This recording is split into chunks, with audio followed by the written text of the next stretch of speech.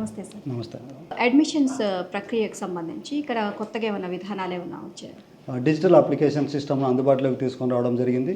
అలాగే processing time తగ్గించడానికి automation, అలాగే ఆన్లైన్ వెరిఫికేషన్ సిస్టమ్ను అమలులోకి రావడం జరిగింది.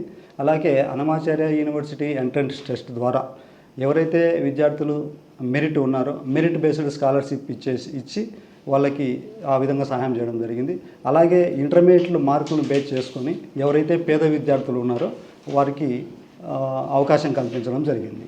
సరే, ఆన్లైన్లో మాత్రమే అడ్మిషన్స్ ప్రక్రియ అనేది ఉంటుందా, డైరెక్ట్గా కూడా ఉంటుంది? డైరెక్ట్గా మనం అన్నమాచార్య యూనివర్సిటీ ఎంట్రన్స్ ద్వారా ఏదైతే ఉందో మేమే ఎంట్రన్స్ కండక్ట్ చేసి ఆ ఎంట్రన్స్లో వచ్చినటువంటి మెరిట్ ద్వారా మేము కౌన్సిలింగ్ నిర్వహించి అడ్మిషన్స్ చేయడం అనేటువంటి జరుగుతుంది.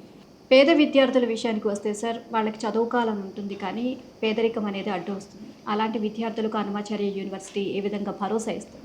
అటువంటి విద్యార్థుల కోసం మెయిన్ మెరిట్ బేస్డ్ స్కాలర్షిప్స్ ఏర్పాటు చేశాం మేడం. ఎవరైతే ఇంటెలిజెన్స్ విద్యార్థులు ఉన్నారో వాళ్ళకి మనం ఇచ్చే ఫీజులో వాళ్ళకి 20%, 15%, 10% కన్సెషన్ ఇచ్చేసి వాళ్ళకి ఆ విధంగా సహాయం చేయడం జరుగుతుంది మేడం.